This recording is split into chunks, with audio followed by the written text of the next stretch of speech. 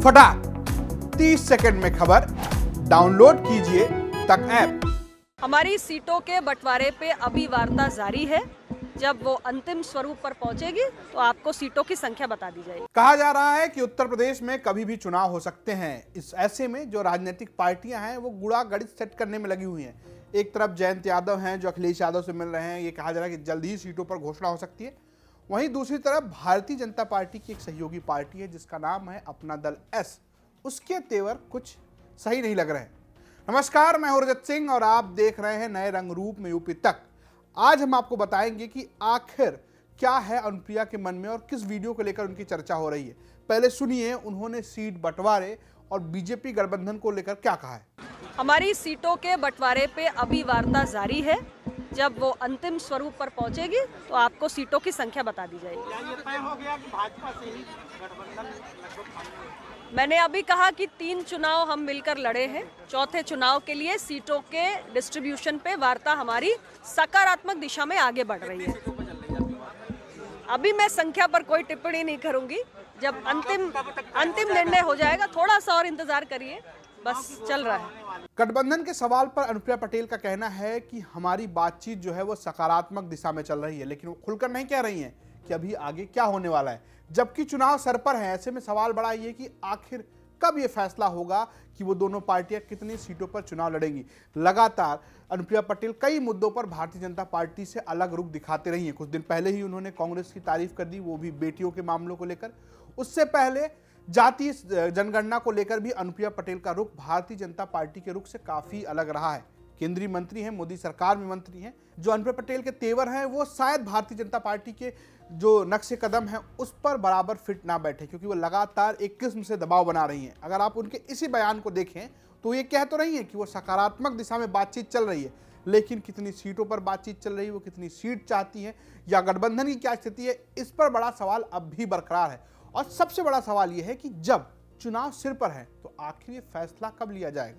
कहा यह भी जा रहा है कि 1-2 दिनों में चुनाव आयोग चुनाव की घोषणा कर देगा, कितने चरण में चुनाव होंगे। ऐसे में अनुप्रिया पटेल और बीजेपी का यह गठबंधन क्या खतरे में है, ये बड़ा सवाल है। हालांकि अनुप्रिया पटेल ने अपनी ओर से ऐसा कुछ भी नहीं कहा है। वो लगातार ये कह रही हैं कि बातचीत चल रही है, लेकिन वो ये भी नहीं कह रही हैं कि वो कन्फर्म है कि उनके साथ ही चुनाव लड़ेंगी। ऐसा ये भी रहा है कि अखिलेश यादव ने भी 1-2 बार ऑफर किया है कि वो अगर मंत्री पद छोड़ती हैं तो हमारे साथ आ सकती हैं। और उनकी जो मां है कृष्णा पटेल, उनकी पार्टी फिलहाल समाजवादी पार्टी के साथ है। और पूर्वांचल के इलाके में जहां कुर्मी वोट बैंक ज़्यादा है वहां पर अनुप्रिया पटेल का ऐसा व्यवहार, लगातार अलग रुख रखना बीजेपी के लिए अपने आप में खतरे की घंटी हो सकती है। खासकर पूर्वांचल में कुर्मी वोट बैंक काफ़ी अच्छी खासी संख्या में है और अनुप्रिया पटेल लगातार 3 चुनाव से इस वोट बैंक को एक किस्म से प्रतिनिधित्व करती रही हैं, उसका वोट हासिल करती रही हैं और उनके 2 लोकसभा सीट भी जीत चुकी है। ऐसे में सवाल है कि अगर अनुप्रिया पटेल का यही रुख बरकरार रहा तो बीजेपी को क्या नुकसान होगा। एक और बात है जिसकी चर्चा पूर्वांचल में खूब चल रही है और वो बात है धनंजय सिंह की। दरअसल धनंजय सिंह का एक वीडियो वायरल हुआ और उस वायरल वीडियो को लेकर तमाम चर्चाएं हुई। लोगों ने जाति के आधार पर योगी आदित्यनाथ के ऊपर निशाना साधने लगा। पूर्वांचल की गलियों में एक और चर्चा है कि अनुप्रिया पटेल की पार्टी से धनंजय सिंह चुनाव लड़ सकते हैं। इस पर भी अनुप्रिया पटेल ने स्पष्ट जवाब दिया है। अच्छा, ये मुझे जानकारी में नहीं है, लेकिन ये पुलिस प्रशासन का काम है, वो अपना काम करे, मैं इतना ही कहूँगी। अभी मेरी पार्टी तो टिकट नहीं दे रही है, मैं इस पे क्या टिप्पणी कर सकती हूँ। अनुप्रिया पटेल का कहना है कि धनंजय सिंह उनकी पार्टी से चुनाव नहीं लड़ने वाले। हालांकि जौनपुर जिला पंचायत अध्यक्ष श्रीकला यानी धनंजय की पत्नी उन्हीं की पार्टी के सहयोग से जिला पंचायत अध्यक्ष बनी थी। उस पर अनुप्रिया का कहना है कि ये वहां के स्थानीय नेताओं की स्वविवेक से ली गई एक निर्णय है, एक फैसला है जिसको आगे कंटिन्यू नहीं किया जाएगा। यानी धनंजय सिंह अपना दल पार्टी से चुनाव नहीं लड़ने वाले हैं।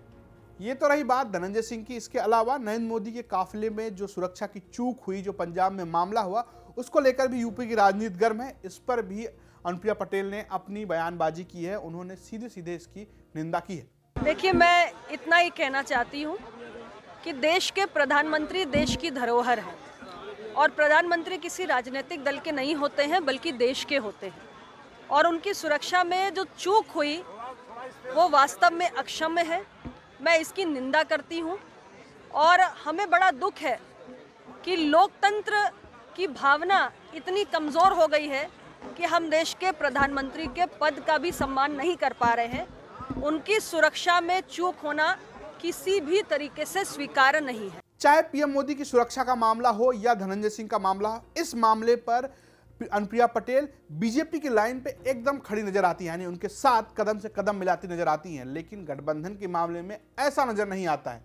क्या वो बीजेपी के साथ जाएंगी और कितने सीटों पर उनकी गठबंधन होगी, ये बात तो वक्त बताएगा।